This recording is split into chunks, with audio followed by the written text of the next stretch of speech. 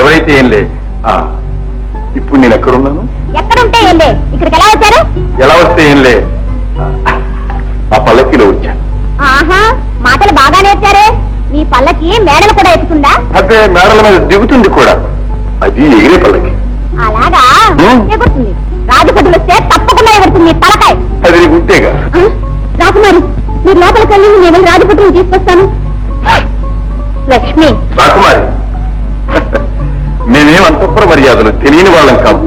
తెలిసేనా కన్యాంతపురంలో దొంగలా దొరబడ్డారు? దొరలాగానే వచ్చాను.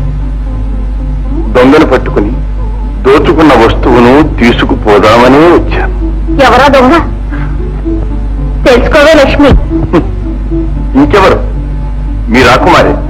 ఆ చిత్రపటం నాది కాదు, అది మా భువనసుందరి ప్రియునిది. ఈ చంద్రసేన యువరాజుల వారిది. లక్ష్మి, వారి వస్తువు ఏదైనా ఇక్కడుంటే మహారాజుతో మనవి చేసుకుని తెప్పించుకోమనవే. అంతేగాని ఇలా సాహసం చేసి అంతఃపురంలో దోపిడీకి సిద్ధపడితే కుక్కుల్లో పడతారు. వెళ్ళండి. సరే లక్ష్మి, వారు నాగమనివే. అన్ని మాట్లాడిపోతుంటే ఇంకా ఆగమంటారు ఎందుకమ్మా? వెళ్ళనేయండి. ఆయన ఎలా వెళతారో ఆ పల్లకి ఎలా పైకి ఎగిరిపోతుందో నేను చూస్తాను.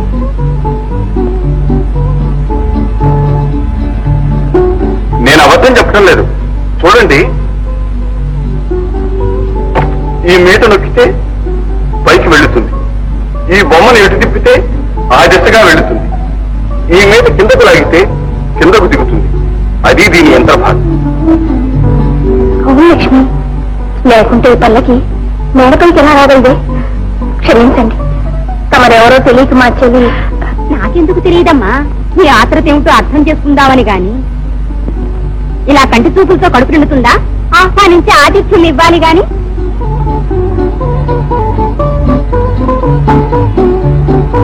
ఆర్య, చూపులతో తెలిపిన మా చెల్లి ఆహ్వానాన్ని అంగీకరించి అంతఃపురంలోనికి దయచేయండి.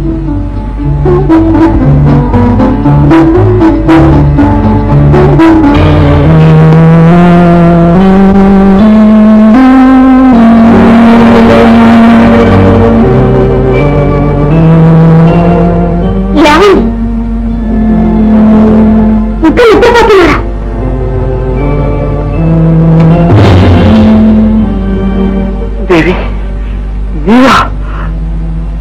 ఏమిటా కన్నీరు? శరీరంతో పాటు శాంతిని కూడా కోల్పోయినా కన్నీరు కాక మిగిలిందేమిటి?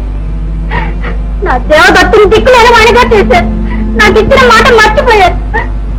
మరచిపోలేదు దేవి, మరచిపోలేదు. నీ రూపంతో పాటు మరల చెయ్యపై నీకు చేసిన వాగ్దానం కూడా నా హృదయంలో బెదురుతూనే ఉంది. కానీ ఏం చెయ్యదు.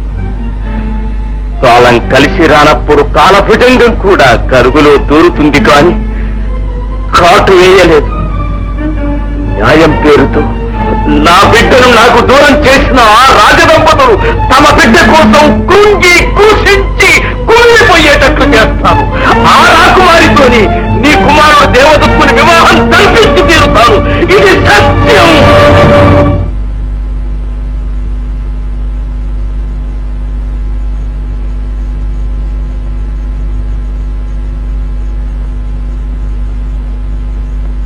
చూడండి మహారాజా, ఈ తిప్పుడు మాటల తప్పుడేమో.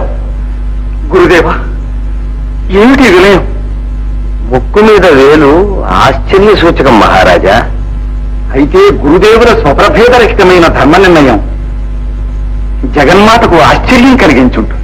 క్షమించండి మహారాజా, ఇది భువనేశ్వరి మాత క్రొత్త కాదు. ఎక్కడో ధర్మద్రోహం జరుగుంటుందని నా అభిప్రాయం.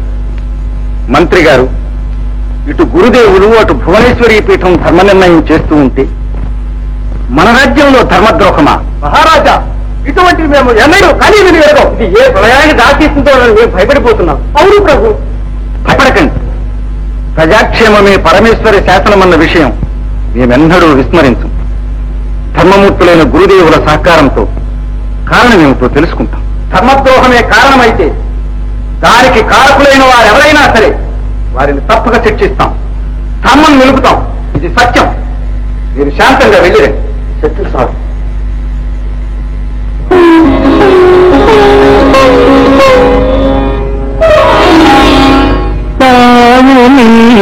నిడు తామరకు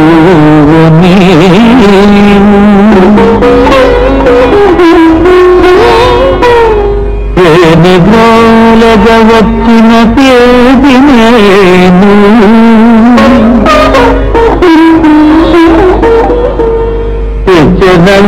తెచ్చదన్నిటకేదియో దివ్య శక్తి అంగుళీయకమే అంగుళీయకమే బంధుమగును చెలియా చెలియా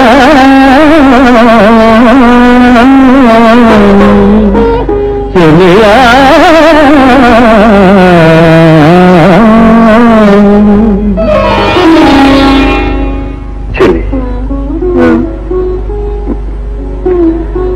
ఇది ఏనాటి అనుబంధం? జన్మ జన్మల సంబంధాలు స్వామి. ప్రేయసి, నిన్ను విడిచి వెళ్ళలేకుండా ఉన్నాను. అవును భువన సుందరి, మా తండ్రి గారు ఎంత ఆందోళన చెందుతూ ఉంటారు. స్వామి, నన్ను కూడా మీతో తీసుకెళ్ళండి. మిమ్మల్ని విడిచి ఒక్క క్షణం కూడా ఉండలేను. నిన్ను విడిచి నేను మాత్రం ఉండగలనాలి. మన ప్రేమ బంధం వివాహ బంధం కావద్దు. మా తల్లిదండ్రులు అనుమతి పొంది మీ తల్లిదండ్రుల అంగీకారం కోసం మా మంత్రి పురోహితులను పంపిస్తాను. దేవి, సంతోషంగా సాగండి. అంతవరకు మనకి ఎడబాటు తప్పదా స్వామి? తప్పదు దేవి. మహారాజా గారు, మా తండ్రి గారు వస్తున్నారు. ఓహో, కొంతసేపు మీరు దాగి ఉండండి స్వామి. ఏమిటి దాగి ఉండడమా? వారు వెళ్ళిన వెనక మిమ్మల్ని సాగనంపుతారు. వీళ్ళేది రండి స్వామి, నా మాట మళ్ళీ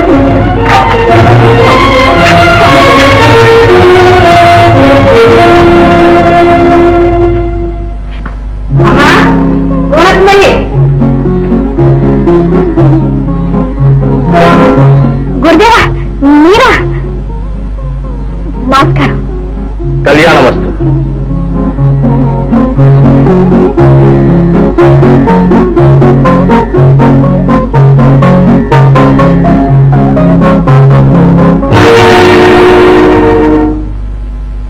విన్నావా తల్లి? ఆలయంలో భువనేశ్వరి దేవి ముక్కు మీద వేలు వేసుకుందట. అందుకై పూజలు పునస్కారాలు చేయించి దేవుని శాంతింపజేయాలని నిశ్చయించారు గురుదేవుడు. దేవి ముక్కు మీద వేలేసుకుందా? చిత్రంగా ఉంది. అవును, ఇది విచిత్రంగానే ఉంది. ఏమిటి గురుదేవా ఆ పల్లకి అక్కడ ఉండటం? పల్లకి ఇక్కడికి ఎలా వచ్చింది? దానికి సమాధానం చెప్పవలసింది రాకుమారి మహారాజా. ఏమమ్మా భువనసుందరి, ఆ పల్లకి వేరుగడికి ఎలా వచ్చింది? పల్లక ఏది? నాకు తెలియదు. మీకు తెలియకుండా మీ మందిరానికి ఎలా వచ్చింది రాకుమారి?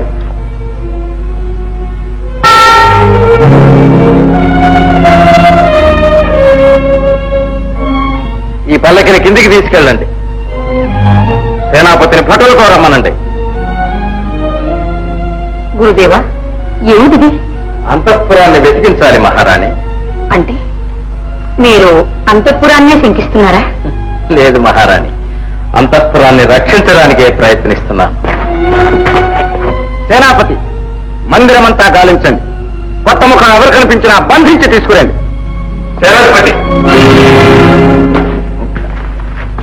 మీరంత శ్రమపడవలసిన అవసరం లేదు. ధర్మద్రోహం ఎక్కడో కాదు మహారాజా, ఇక్కడే.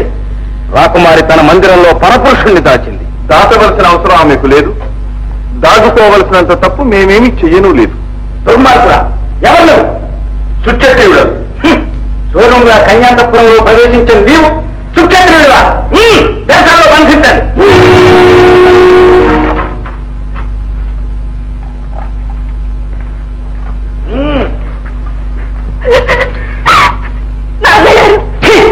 నీచుడా, వంశ మర్యాదలో పరువు ప్రతిష్టలను పొందగలుగుతాను. నాన్నగారు, నేను మీ పుత్రికని. నా వల్ల అలాంటిది ఎన్నడూ జరగదు. వారు విచిత్రపురాధీశ్వరుల పుత్రుడు. చంద్రసేన రాకుమారుడా? అవును, మీరంపిన చిత్రపటంలో వారి రూపురేఖలు చూశాను, వలచాను. విధి సంఘటన వల్ల వారి ఇక్కడికి వచ్చారు, నాకు మనసిచ్చారు. మేమిరువురం వివాహం చేసుకోవాలని నిశ్చయించుకున్నాం. మహారాజా, చంద్రసేనుడు మనకు అల్లుడు కావాల్సిన వాడు. కావచ్చు మహారాణి, పప్పు నిప్పు లాంటిది. అది ఇతరులను దహించి అల్లుడని సహించదు. అంటే మీ ఉద్దేశం అతడు అంతఃపుర ద్రోహి, దండనార్హుడు? కాదు, ఎన్నటికీ కాదు. క్షమించండి మహారాణి, అనుమతి లేకుండా రాకుమారి మందిరంలో ప్రవేశించి మీ రాజరికాన్ని అవమానపరిచిన అంతఃపుర ద్రోహి. గురుదేవ మహారాజా, ధర్మద్రోహం ఎవరు చేసినా తప్పక శిక్షిస్తానని భువనేశ్వరి మాత ముందు ప్రమాణం చేశారు. మీ కుమార్తె కోరిక తీర్చడానికై ప్రజాక్షయాన్ని ఆకాంక్షిస్తారు, ధర్మాన్ని ఆచరించి ప్రజాక్షేమమే అభిలషిస్తారు. ప్రభువుల చిత్తం. మహారాజా, చంద్రసేనుడు విచిత్రపుర రాజ్యానికి భావి ప్రభు, మనకు అల్లుడు కాగలవాడు. ఈ రాజ్యానికి వారసుడు. అతన్ని శిక్షించే అధికారం మనకు లేదు. అందువల్లే ఈ ధర్మాధర్మ నిర్ణయం భువనేశ్వరి పీఠానికే వదిలిపెట్టమని ప్రభువులకు మనవి చేస్తున్నాం. అపరాధి, చట్ట దృష్టిలో నీవు అంతఃపుర ద్రోహివి, సామాజిక దృష్టిలో మహారాజునకు అల్లుడవు. అందువల్ల ఈ ధర్మాధర్మ నిర్ణయం భువనేశ్వరి పీఠమే నిర్వహిస్తుంది. దేవికి నమస్కరించి లోనికి వెళ్ళు. నిర్దోషివైతే నీ మెడలో పూలమాల, దోషివైతే నీ మెడ పులినోట. గురుదేవ, నేను పరదేశినైనా మీ రాజ్యాంగ చట్టాన్ని శిరసావహిస్తాను. ఇది జీవన్మరణ సమస్య కనుక నా కోరిక ఒక్కటి తీర్చమని కోరుతున్నాను. ఏమిటది? ముద్దులు గొలిపే నా ముచ్చటైన పల్లకీని ఒక్కసారి చూడాలని ఉంది. అలాగే, నీ కోరిక తప్పుగా తీరుస్తాను. సేనాపతి, పల్లకి తెప్పించండి.